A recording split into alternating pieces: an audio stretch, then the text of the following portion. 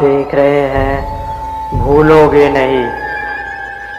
सही में कुछ शक्तियाँ उसमें थी।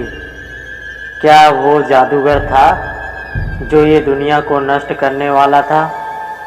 ये एक ऐसा काला जादू की बात है जिसने पूरे परिवार को बर्बाद कर दिया और भी न जाने कितने परिवार की ज़िंदगी बेकार कर दी, और शायद कितने परिवार की ज़िंदगी अभी लेना बाकी है। भारत एक ऐसा देश है जहाँ पे आप भरोसा करें या ना करें, लेकिन लोग आपको उसके शिकंजे में ले ही जाते हैं। यहाँ पे किसी की भी कभी न कभी अंधविश्वास के कारण बलि चढ़ी जाती है, और इस बात का शिकार बना है उत्तर प्रदेश के रहने वाले यश चोपड़ा का। उसका बीमार पुत्र ठीक होता ही नहीं था और परिवार वालों को ऐसा लगता था कि उनके बेटे के ऊपर कोई काली शक्तियाँ घूम रही है। वे लोग उनके बेटे को पास में रखते हुए एक कबीला के पास लेके गए जहाँ पे काले जादू से कुछ भी कर सकते हैं, लेकिन वहाँ पे जो बना वो सुनकर आपके होश उड़ जाएंगे। कबीला के सरदार का नाम राघवती था।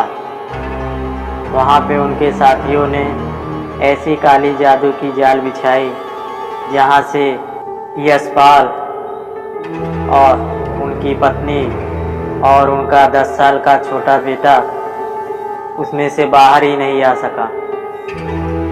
यशपाल अभी तो अपने पुत्र को लेके कबीला में पहुँचे ही थे कि वहाँ पे हाजिर सभी ने यशपाल को जादूगर कह के उसको घेर लिया।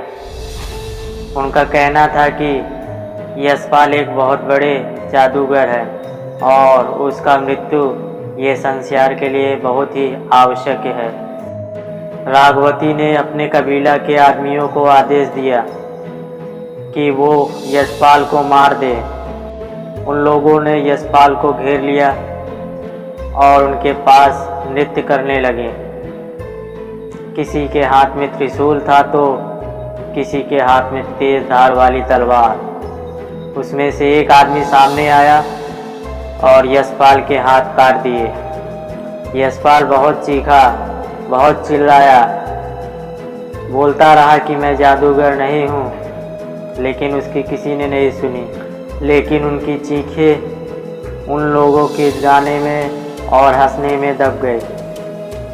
यशपाल को जादूगर कहने के बाद राघवती ने अपने लोगों से ऐसा कहा कि इसकी सारी शक्तियाँ उसके हाथ में है, इसलिए कुछ भी समझे बिना यशपाल के हाथ काट दिए। उसके बाद यशपाल कभी भी किसी पर हावी न हो, उसकी सारी शक्तियाँ खत्म हो जाए, इसलिए वो दुष्टों ने यशपाल को जिंदा जला दिया और देखते ही देखे यशपाल का पूरा शरीर राख में मिल गया। ये सारा खतरनाक दृश्य यशपाल के 10 साल का बेटा और उनकी पत्नी के सामने हुआ था।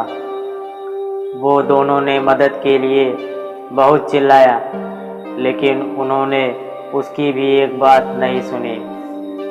ये सारी घटना को अंजाम देने के बाद उन्होंने यशपाल की पत्नी और बेटे को जाने की अनुमति दे दी और उन्होंने एक चेतावनी भी दी, अगर इसके बारे में किसी को कुछ भी कहा तो उसका अंजाम बहुत बुरा होगा।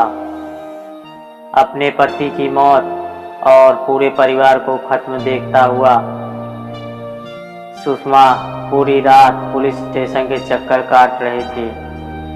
माँ पुत्र ने सारी बातें पुलिस को बताई कि किस तरह वो डाकन ने उनके पति को जिंदा जला दिया। फिलहाल डकनों की पूरी जमात और उनके सरदार राघवती सहित पुलिस ने सबको धरपकड़ कर ली और सुनने में आया कि बहुत ही जल्द उन लोगों ने लो मौत की सज़ा होगी। कानून इस घटना को किस तरीके से अंजाम देगी वो तो समय ही बताएगा। लेकिन इस घटना ने एक बहुत ही बड़ा सवाल खड़ा कर दिया कि क्या सही में भारत में काला जादू होता है? अगर होता भी है तो किस कारण से होता है? ऐसे ही हर रोज कोई निर्दोष की बलि चढ़ेगी।